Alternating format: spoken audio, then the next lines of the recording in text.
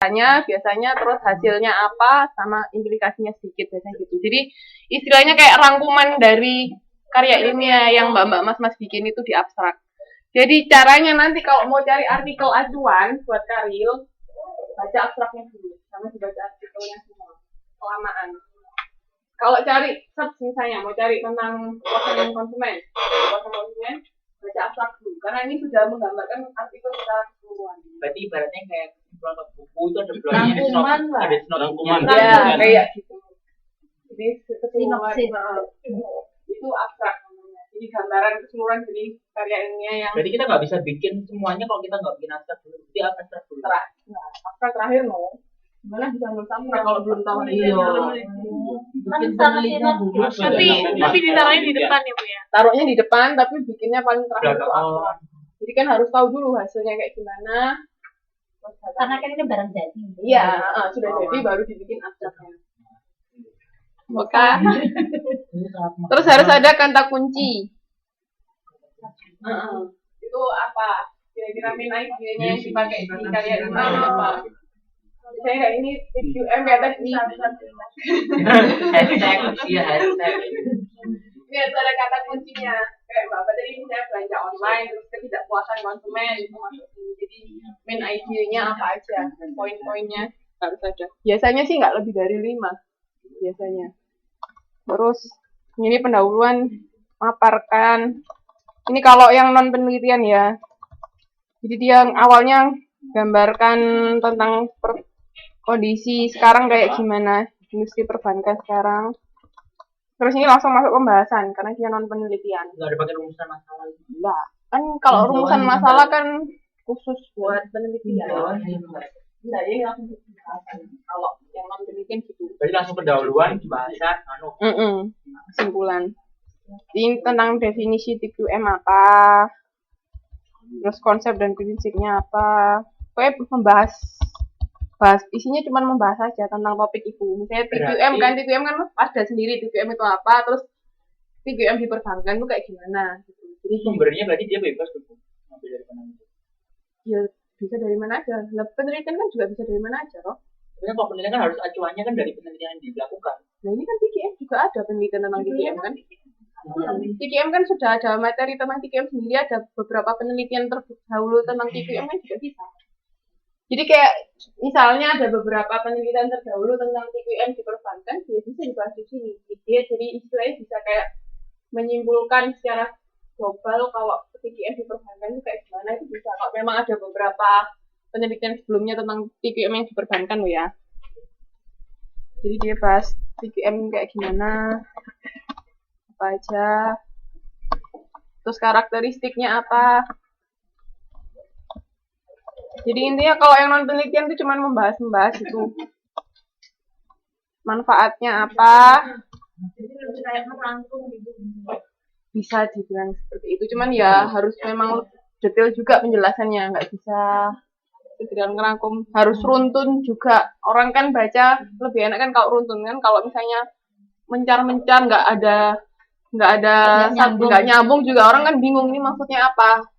Berarti dia lebih teoritis bukan lebih Berarti lebih harus banyak modul. Lebih harus banyak baca sebenarnya kalau yang non penelitian. Maaf kalau waktunya sebentar.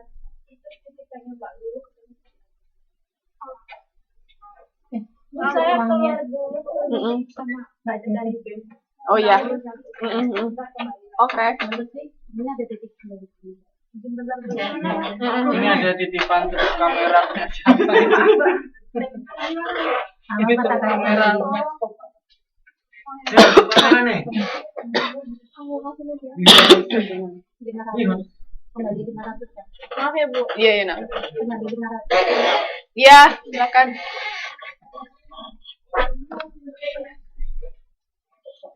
Bunda nggak ada titipan itu ayah sama bunda dari satu di sekarang ya kita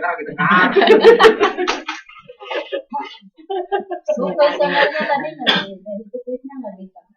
Oh iya, sebentar. Ini Bu yang dulu aja, nanti kuisnya bisa di online aja nggak apa-apa. Mumpung ketemu langsung kan lebih enak kalau jelasin. Penelitian sama penelitian karir kan. Biar gambaran. Biar tahu gambarannya gitu. Ini kayak gini aja, cuman bahas. Misalnya ada model apa ini bisa dibahas. Terus, nah ini implementasinya TKM dalam, ya harus lebih banyak baca kalau yang non penelitian. Wawancara itu kan enak, paling enggak kalau itu kan harus buku terus. Iya, harus bacanya lebih banyak. Soalnya Terus bahas ini gimana? Perpustakaan bisa dikirim. Apa? Ada perpustakaan. Ada. Iya, online. Saya ada. Ini yang bahan-bahan kayak gimana kok? Yang kayak tambahan referensi gitu loh. Ya, di perpus besarnya IP kan bisa tuh. Bahasa Inggris ini ada ya? Ya bahasa Inggris. Indonesia juga ada. Oh, Indonesia ada? Nggak tahu, nggak pernah ke sana sih saya. Ada. Bahasa Indonesia di lantai 9. Oh, ya itu bisa dilihat. Bisa ke sana. Coba aja ke sana. Sebelah rumahku persis dalam enak sampai. Terus langsung penutup, ada simpulannya gimana, sama sarannya apa. Itu kalau yang non penelitian, ini harus kuat-kuat baca. Kalau yang non penelitian, materinya harus benar-benar detail. Aku sih orang menemui Apa yang mau dibahas ini loh. Kalau buku kayak gini nulisnya, ini yang buku ini. Jadi judul bukunya ini masih salah dia nulisnya waktu itu. Ini masih belum direvisi terakhir. Jadi kebanyakan salah pasti di daftar pustaka itu kacau semua. Ini masih salah ini sebenarnya nulisnya nggak kayak gitu kan, harus nama lengkapnya siapa. Berarti nama itu hurufnya tegak-tegak semua. Nama tegak. Terus kalau buku judul bukunya miring. Tapi kalau artikel dari jurnal, nama jurnalnya yang miring. Gitu. Kalau ambil dari pokoknya jurnalnya itu jurnalnya yang miring, bukunya tegak. Judulnya tegak. Kan tiap penelitian di jurnal kan satu artikel dia kan pasti termasuk dari satu jurnal buku, kan. Dari satu buku jurnal, bukan dari buku, dari satu buku jurnal. Misalnya jurnal itu kan kumpulan penelitian. Nah, misalnya Mbak sama Mas pilih satu dari situ, ngambil kan ada judulnya pasti. Nah, itu judulnya itu tegak. Judulnya jurnal. Judulnya artikel dalam jurnal itu tegak, tapi judul jurnalnya, nama jurnalnya itu yang miring. Judul dalamnya itu yang luarnya itu yang miring. Iya, ini kebetulan dia enggak ada. Iya, ini dari buku semua. Coba nanti yang satunya yang kuantitatif. Ini kalau ini yang non penelitian ya kayak gini. Tanya Bu, itu daftar pustaka tadi kan ya? Itu kan ada tulisannya Inggris, buku Inggris. Jadi dia ngambil dari mana? Berarti dia udah baca itu atau memang dari sumber buku yang dia baca itu mencantumkan judul bukunya? Tergantung, kadang gini, misalnya kita sebenarnya nggak benar-benar baca buku ini, tapi idenya dari sini, ya tetap harus kita tulis ini karena misalnya di dalam artikelnya Mas tulis namanya orang ini harus tetap dicantumkan. Sumber tapi kita taruh gitu. Iya, pokoknya selama sumber itu Mas taruh di dalam pembahasan disebutin, selama itu disebutin kayak bolak-balik Mas bahas ngomong Kotler itu harus ada di daftar pustaka. Kotlernya dari buku mana? Banyak banget ya. Ya tergantung, Kotler kan bisa penelitiannya dia, bisa jurnal, bisa bukunya dia atau apanya kan. Kadang kan teori bisa diterbitkan dalam bentuk artikel di jurnal, bisa juga dalam bentuk buku. Jadi tergantung, lihat aja. Kan kalau misalnya Mas baca dari buku sini, di sini kan pasti ada dia Kotlernya siapa namanya. Dia tinggal aja. Dalam kurung terdapat beberapa cara halaman berapa toh? Halaman ini 120 modul 1 berarti. Iya, konsep dari ketiga. Itu kan dia ada konsep-konsep yang dianut semasa dalam menghadapi konsumen maupun saing. Kotler 2003.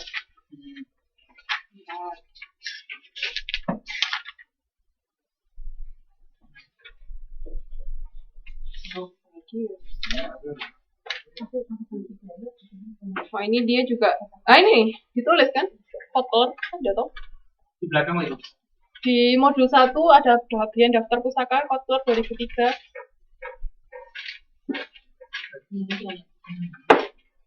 Halaman 1.49. Aku nggak ngerti.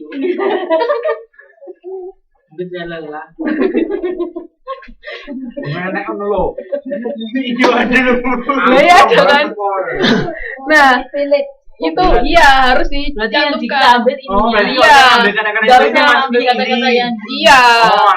Kecuali tapi kan buku ini juga ada main idenya dia sendiri kan. Iya. Ya itu Kalau Mas ngambil main ID